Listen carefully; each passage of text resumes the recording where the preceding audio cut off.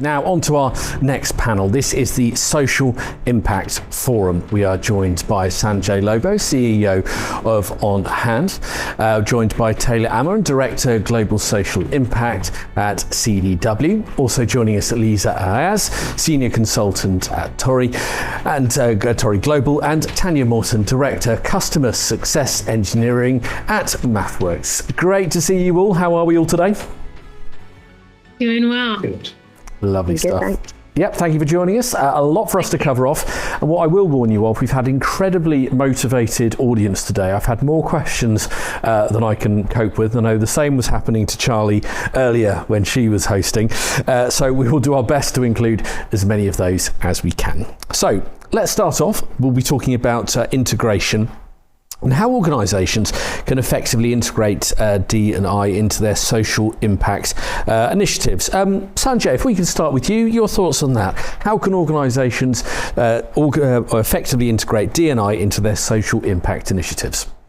Hey, thanks for the question. So I guess the initial thoughts are, hey, what are you defining as social impact? As you as an organization, I'm talking broadly, right? So if you start thinking about how to define social impact for your organization, I guess invariably you're going to run into things like diversity and inclusion, right? So you're going to look at, I assume, who you hire, how diverse that hiring is, what your practices are for ensuring your hiring practices are diverse.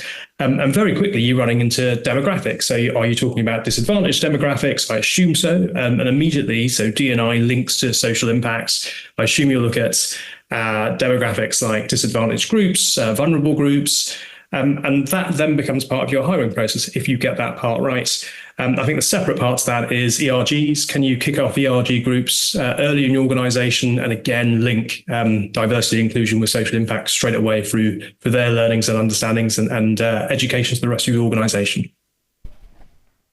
Thank you, Sanjay. Taylor, we'll come to you next, please. Yeah, so for us, social impact is how we work with communities, both NGOs or nonprofits, as well as how our coworkers or employees engage in local communities. So that is how we define social impact. So we are parallel to our DE&I function within the company. So some ways to integrate. First is that we need to work together. Even though we're not on the same team, we have to partner closely with business resource groups or employee resource groups. We also need to listen to our stakeholders and get that feedback from them, whether that's employees giving us feedback or those NGOs giving us feedback. And one more thing I'll say, it's all about reducing barriers to access and mostly to access funding.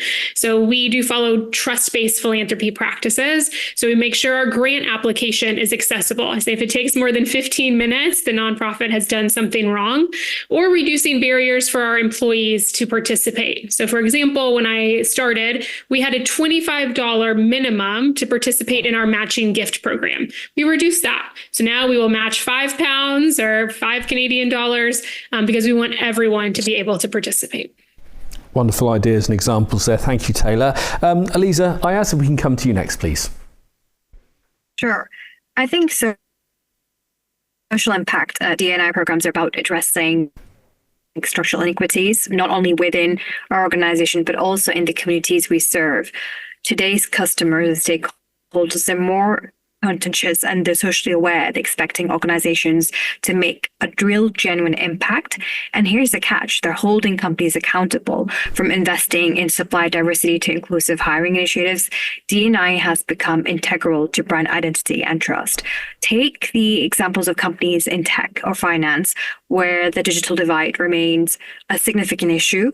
And by investing in inclusive tech education and upskilling programs within underserved communities, companies can expand their talent pool and they can foster change and a stronger connection within the communities they impact. So these initiatives that don't just strengthen a company's D&I record, they enhance talent principles and pipelines and build a public goodwill. Thank you. And Tanya, if we can come to you last on this, please. Yeah, so I was also going to mention employee resource groups. We call them affinity groups at MathWorks. I think they're a really great resource that you can tap into and help to apply their energy and passion towards whatever the social impact is that's defined at your particular company. At MathWorks, we call social impact social mission.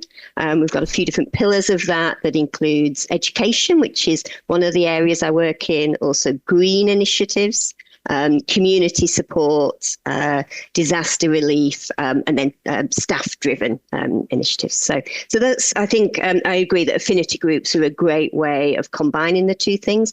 And also, I'd say partnerships. So how you as an organization work with partners who are doing social good and making great social impact. How are your partners incorporating DEI into their goals? And then how can you as a company help to accelerate the work that your partners are doing?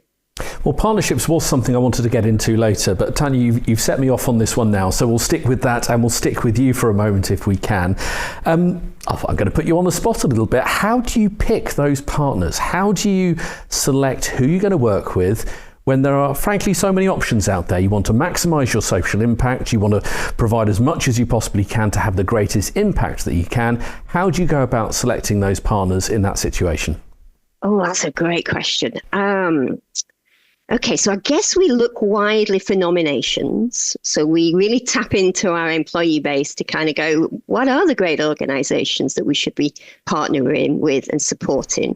So we have something called an end of year donation program, where everyone in the company is invited to nominate organizations that they work with, that they support, and then the rest of the organization can vote and cast their funding dollars, if you like, across these organizations. So that's one way that we select via employees.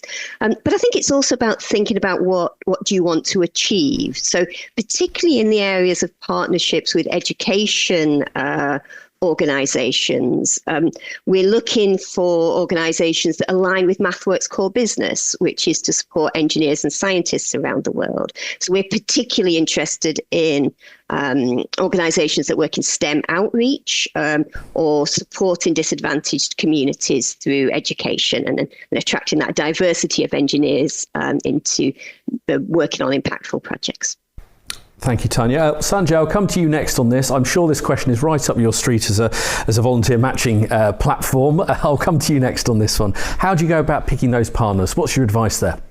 Hey, look, I guess without wanting to toot our trumpet too much, I guess we are one of those partners. We partner with hundreds of organizations to help them with ED&I and social impact activities. That's what we are. We're a platform for social impact.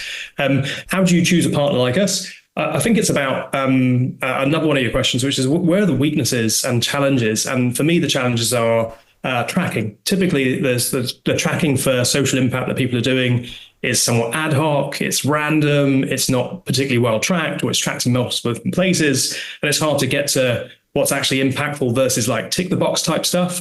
And if that's an area that sounds like it resonates with folks listening, that's like number one. So how do you figure out the tracking part of what is impact for ED&I or social impact? I think the second part there is about perhaps those ERG groups. I mean, the big challenge with ERG groups is how do you keep them engaged year long, right? How is it not just a one-off thing where there's an event that's like once a year? Or how do you build a calendar? How do you use a partner that will help you build a calendar of events that can engage your ERG groups, not just in, Black History Month, in every month of the year with an engaging source of projects for them to do, all tracked, all with real impacts. I think those are the two big ones for me. It's tracking and then ensuring fantastic engagement. We do that really well, but I'm sure lots of others do that really well too. Yeah, Sandy, I appreciate that was the most underarm of underarm questions. In fact, it was nearly delivered on a tray with a drink next to it for you. Taylor, if I can come to you next on that. Partnerships, how do you select them? Yeah, so partners mean different things to us. So we are a value-added tech reseller. So we sell thousands of technology products to thousands of customers. So one partner we have are those for-profit tech companies, the Dells, Lenovo's, Salesforce companies of the world. So good ideas and partnership ideas come from them too. One example is we worked with Dell on solar hubs in developing countries. One that we did was in South Africa, but they came to us with an idea and we wanted to work with them as a business partner. But for the NGOs that we work with, as a company, we are highly focused on addressing digital equity or the digital divide. So there we select companies that can really focus on that. I'll give one example. We now work with CompuDopt as an NGO, and they take used devices, laptops and desktops, for example, And we are working to integrate them into our business process. So if a company who is a customer of ours is buying new products, they now have a way to dispose of those used devices by donating them to CompuDopt. So yes, they are an NGO and a nonprofit, but they're also providing a business solution for us. And then they're able to refurbish those and distribute the devices in local communities. So we are very hands-on with the partnerships that we select. But it's the complete opposite when it comes to employees. We're all about empowerment, right? We want to support the causes that matter most to each employee. We do that through matching gifts. So if I donate $20, the company will match that $20. And we also do that for volunteerism. So we have this program called the Local Impact Program, where groups of employees can volunteer together, and we will donate $1,000 per group activity. And that is also very diverse. And if it's in the system that we use, then it is okay. If they want to go to a food bank, for example, that's fine. It does not need to be focused on digital equity. So to recap, highly focused as a company in our dollars, but all about empowerment for employees. Again, some wonderful examples. Thank you, Taylor. Elisa, if we can come to you next on this, picking those partnerships.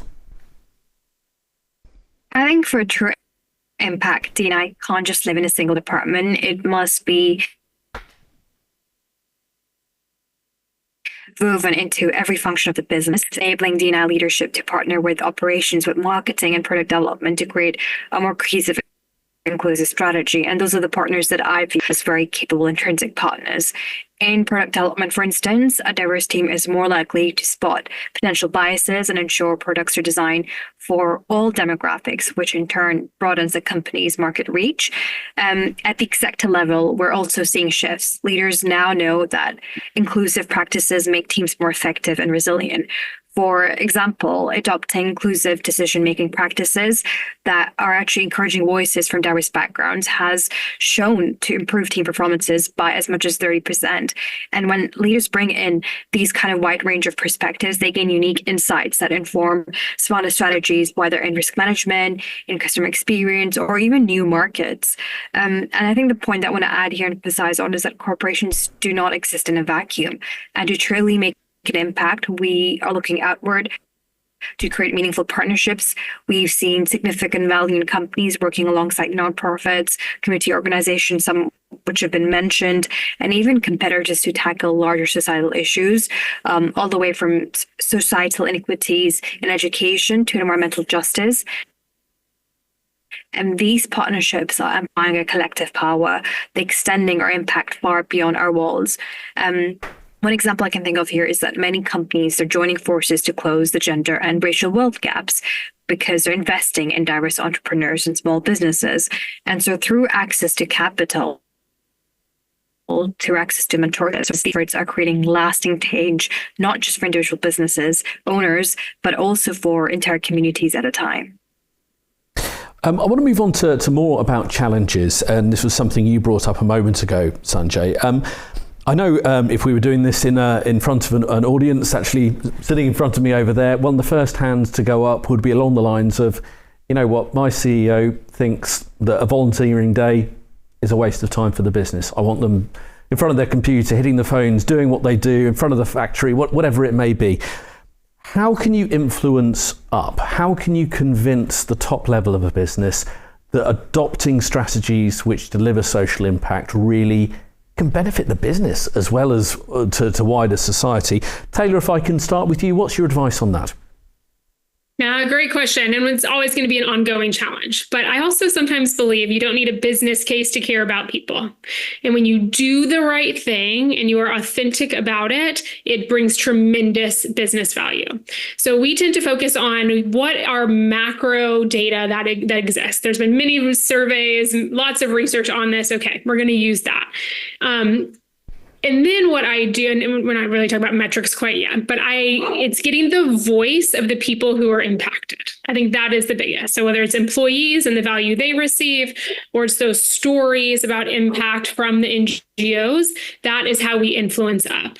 Of course, benchmarking also helps, right? When you know the companies that they also compare themselves to, what are they doing? What are they investing in? And then how I talked about earlier, but that collective impact. So when we bring in the business partners, when we're volunteering with the tech partners, with our customers, we are showing how we are building those business relationships in the process. I think the word you used there about it being authentic is absolutely critical as well. I think we can all look down our LinkedIn feeds and go, that's authentic. That's maybe less so. Anyway, let's move on. If I can come to you, Elisa, next. The same question there, really. What would your advice be about managing this up, about the value of social impact? First, I think it's critical to link D&I to core business outcomes. From a corporation perspective, we need to make the case that D&I drives measurable business results like innovative. Studies in the sector show that diverse teams are more creative, they're more effective, and they're better positioned to understand diverse customer needs. And sharing that data connects to D&I with improved revenue and customer satisfaction. It can be a game changer. Secondly, we should present D&I as a form of risk management and resilience. This is key. Neglecting D&I can expose a company to reputational risks and even talent loss. Talent retention is a big problem. And while proactive efforts build trust and resilience during crises, so you have to frame D&I in a way where you can align it with the concept leaders and they're also familiar with risk management. One powerful tool here I find is storytelling. Real stories from employees, from community members that are affected by D&I initiatives, how they resonate deeply with them and create an emotional connection. And when leaders hear firsthand accounts of the real life impact, they're more likely to view D&I as a mission driven rather than a checklist item in a tick box exercise. Tanya, if we can come to you next, please. Yeah, so I totally agree with some of the points from Taylor and Elisa about the importance of the business case and of the storytelling. But let me add another angle of senior leaders are people too. And I think if we can include them in that conversation and really start off with a lot of open questions to understand what does social mission, social impact, sustainability or DEI mean to them? What are they related to? What are some of the areas? We often think of senior leaders as being quite a privileged group, but nearly all of them will have had some form of adversity or challenge in their life. So really just trying to tune into that and getting a sense of what are the areas that they care about as people, and then build out from there to then make that business case and tell the stories of the wider voices and the business imperative to really be inclusive and to make an important social impact. Thank you, Sanjay. Hey, look, I think there's so many data points out there, and I think you start the question with, hey, what's the way to advocate upwards for like volunteering as an example? And there's two really recent case studies or studies that are out there. One was the Gen Z study from Deloitte, and the other one was like the latest Gallup surveys. And essentially they were saying like 90% of employees are not engaged in their jobs. Like that's like crazy stats, right? 90% of employees. That's not just, your company, that's my company. That's like everyone's company. And then the other connection in there was managers saying they think the bottom line will be influenced by how well we take care of mental well-being and mental health issues. And if you link those few things together, you start seeing this pattern where, okay, well, how do we address some of that stuff? And the studies tell you, right? The studies tell you that people that get involved with volunteering at work feel much better about it. They feel more engaged and therefore more productive. And you make the link between productivity to end result, right? It's ROI. It's money. It's a return on your investment. And I think those links are really, really obvious. And I think there's many case studies out there. If you need some, come and ask me. I'll give you the case studies on it. But the business case is really, really straightforward. And if you're struggling for that, Google this stuff. It's out there. But then if your leadership don't believe it and do the thing you were saying of, hey, no, I want them in front of their laptops working away and whatever else, you've got a different problem. But that goes back to the first point I made. 90% of people are disengaged in their jobs. That's a UK stat, by the way, but it's not that dissimilar around the world. That's huge. change that by social inclusion, by volunteering, get more engagement into your workforce, you will see the productivity gains, and you'll see that then in your bottom line. Thank you, Sanjay. What I want to get on to next is really celebrating some of the great examples that you've all seen and hear about, because as I think you were saying, Taylor, a moment ago, it's about storytelling, and it often takes hearing about a wonderful example which excites people, which engages people, want to do more of it. Elisa, if I could start with you, if you've got any particular examples that you've seen, heard, or been involved in that have genuinely excited you in this space. I'm pleased to share a couple of examples during my very short and new career. I've seen examples where D&I has been put into the spotlight in terms of economic equity and closing wealth gaps. That is a big challenge that we see in corporations here. And this specific company worked to address the income disparities by promoting fair hiring practices, diverse supplier inclusion, and not as checklist exercises, but looking at investing into underserved communities. They were recognizing reducing inequality is essential for social stability, and this was directly benefiting the communities this served, and it was indirectly strengthening their own position in these markets. Simultaneously, what they're really good at was the data-driven accountability.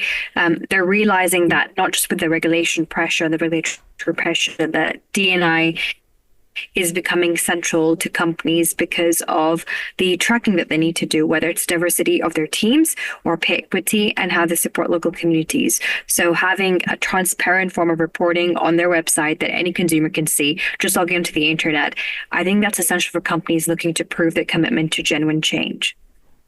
Thank you. Tanya? Yeah. Sorry, Tanya, if you could pick this up next, please. Tanya. Okay, cool. Yeah. All right. So I was going to talk about EcoCar. So EcoCar is this really cool student competition where teams of students work together to design electric vehicles. And it's a really nice intersection of sustainability, sort of working on the technologies we need for the future to electrify in order to tackle climate change. Also for STEM education, to get teams, skilling up in order to tackle the big problems of the future. And what I really like is how they incorporate diversity, equity, and inclusion into it. So the teams that compete, they get points if they have a diversity lead, and they get extra points for their team if they are reaching out into underserved communities and doing STEM outreach as students within that kind of team. So it's not just about the best engineering, it's about really developing these empathetic engineers of the future. So EcoCar is the example of a social impact program that we support that I wanted to share. That's a wonderful example. Sanjay, if I can come to you next, please. I'm sure you have more examples than would fill this show and probably several others, but if you can pick one of your favourites, I'd be very grateful. Yeah, no problem. We organise this like almost every day, right? So it can be a mix of things, from calling isolated individuals to helping in a food bank or whatever. And we organise that for groups pretty much every day, every week. But something I'll pick up that's different, the example I'll give, and I think it's really changing in workplace culture, is like when you have a team event, a quarterly event or a monthly event, whatever you do, when you get your whole team together for a half day, on strategy or whatever.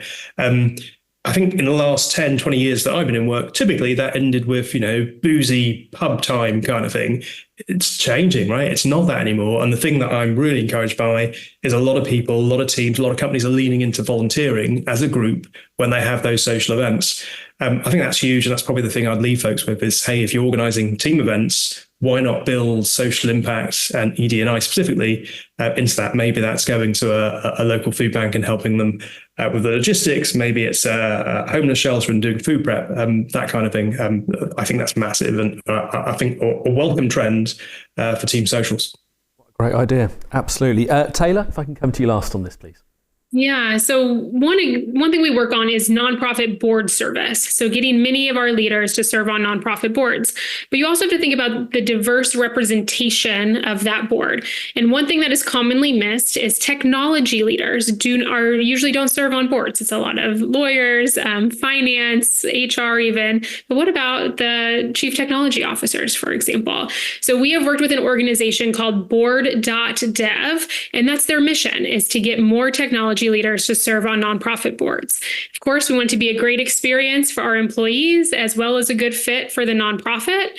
But in that process, both the employee or leader is learning about board service, and they go through a process to help the nonprofit with their own technology infrastructure. And is it right? Where can they improve? Because usually these nonprofits don't even have technology leaders as a full-time position. So that's kind of a new way that we're thinking about this. So overall with D&I, it's be intentional and really think critically about processes and what more can you do to provide representation. That's a fantastic way to look at that. And talking about job roles there for a moment, that leads me on to my next question quite well. Taylor, you are Director of Global Social Impact. Obviously, a lot smaller organisations wouldn't have the ability to have someone in that kind of position. What advice would you have for smaller organisations with more limited resources, how they can make a meaningful social impact through their D&I? What would your advice be there? So the number one thing I always say to start with is articulating values. State them. What are those values? Because you need something to make decisions by. So for us, that's trust, that's transparency, it's equity, and it's humility. I don't have all of the answers, right? I'm not going to tell girls who code what coding programs they should lead. So really state the values, and then look through your programs, look through your partnerships with that lens, and where can you make improvements? And if it's not equitable, what can you do to change that program or stop that program to be more equitable? And again, it takes all partnerships. I've always said you don't have to have the title to do social impact, right? Raise your hand, speak up, and make it happen. Thank you, Taylor. Elisa, if we can come to you next, please. Sure. I think leveraging your employees as ambassadors for social impact is a really good idea that seems to have worked in the corporate world. Sometimes the best ideas are coming from within rather than looking outward, and encouraging your team to volunteer, sharing ideas, having a platform and a safe space for them to come and be passionate about this cause. A small marketing agency, for example, might encourage employees to volunteer a few hours a month at nonprofits that need help with digital marketing. And this kind of approach, it's not only fostering a sense of purpose within the team, but it's allowing them to make a difference with the skills they're already using. Another thing that small organizations can do is to prioritize transparency and authenticity. And when I say that, consumers and communities, they respect honesty and appreciate small businesses that are really open about what they can and cannot do. For example, a retailer might not have the means to switch to fully sustainable packaging immediately, but they could start with a commitment to reduce waste or share a realistic timeline for making that transition. So small steps that are communicated openly, that build credibility and trust within the audience. And finally, don't underestimate the power of social media and storytelling. I think small companies have the advantage of often being closer to their customers and communities. So share that journey and any progress you're making towards social impact, no matter how small. Thank you. Tanya, if we can come to you next on that, please. Yeah, I mean, I think many of the things that work for large companies also have elements that can work well at small companies as well. So things like volunteering, staying local, looking for employee-led initiatives. What are they passionate about? How can you tune into what it is that they would like to do? And then partnership with organizations. The organizations you choose might be different if you're a smaller company, but they're still out there. And by combining with partners who really know what they're doing and they understand the communities that you want to serve, by helping to magnify and accelerate their efforts, even with quite a small team, by prioritizing well, you can still make a really good impact and still get the benefits of all the benefits to your customers, to your communities, to your employees. Thank you. Sanjay? Hey, if you're a small team, and we work with all sorts of sizes of organizations. I think the key one is define stuff. Again, it's maybe someone else made that point as well. It's like to define what kind of impact you want to have. And maybe it's not everything, and probably it shouldn't be everything. Is it volunteering hours? Is it donations in monetary terms? What's the impact you actually want to have? Focus there. So don't focus. Don't try and do it all. But then you can lean into the advantage you have as a small organization, and those are you can move faster, so you can respond to trends a lot quicker than large organizations typically are able to. And then as your team is smaller, the leadership gap between top and bottom is so much smaller. So the ability for a leader to impact the entire team is much, much, much easier. And then, if you can get the leadership part right and the engagement part right, there's no reason you can't have like way outsized impact versus a large organization. In fact, some of our smaller organizations in the hundreds of employees regularly outperform our organizations in the tens of thousands because they've got the communication part really, really right and leadership really, really right. Got plenty of questions coming in, so I'll just try and cover off a few of those if I can. We had one from Eleonora saying these are amazing partnerships, absolutely, and was asking about how to go about finding partnerships. I think we've kind of covered that off a little bit earlier, but thank you very much for your question. Question from Rosie here. Does being a B Corp make a difference in that social impact is measured? What are our thoughts on that? So I'll open that up to the whole panel if anyone wants to take that. Happy to jump in. We recently did get B Corp certified. I think it was last year. And you're right. The range of questions you've got to answer forces you to think about your impact in all sorts of areas. And there's various points that go along with that. And so you can get really honed on where should you be having impact on people or planet or community, where you're strong, great, and where you're weaker that you need to take impacts.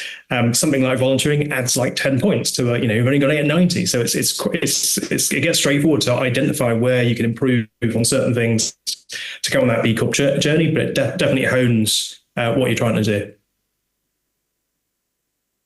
If anyone else wants to chip in on that, you're welcome to. If not, I'll move on. That's a deafening silence if ever I heard one. But so thank you, Sanjay, very much indeed.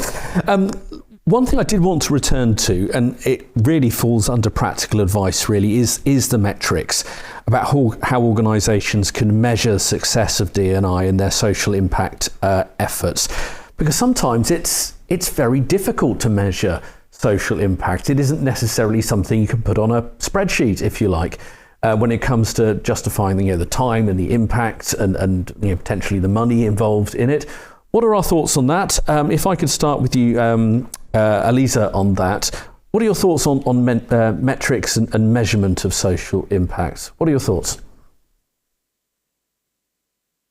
I think that's a key question. Measuring the success of D&I is quite complicated, but we've got representations by gender, race, ethnicity, disability, age, but then tracking this demographic data as well as employee self-identification surveys.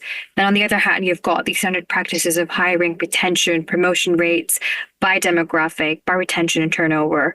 So how is that changing over time? Also, pay equity is a big one. What are the pay differences across genders?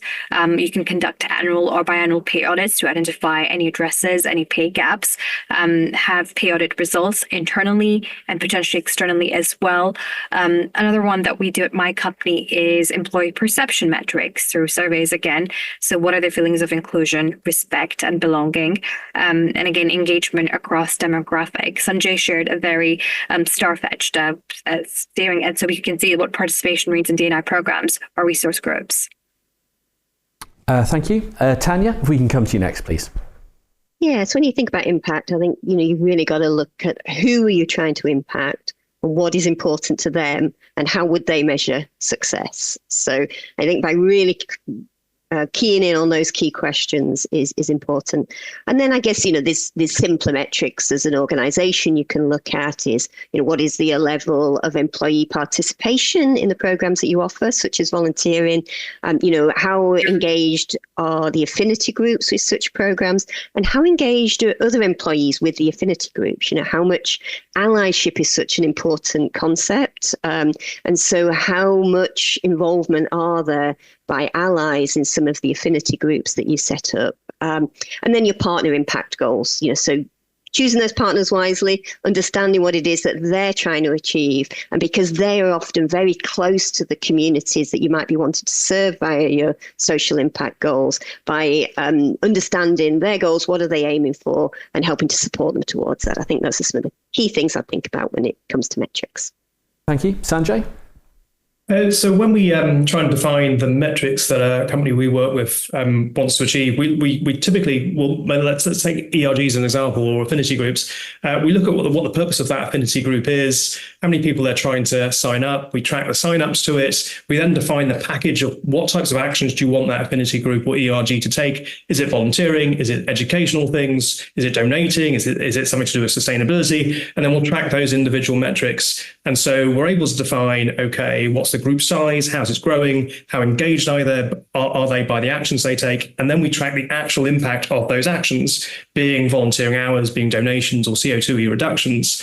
All of that's automated, right? So tracking, I think traditionally has been really hard. I think it's becoming easier and easier, especially again if you start with definition. What is it you're trying to achieve? What's the impact you actually want from social impacts or any of your affinity or ERG groups?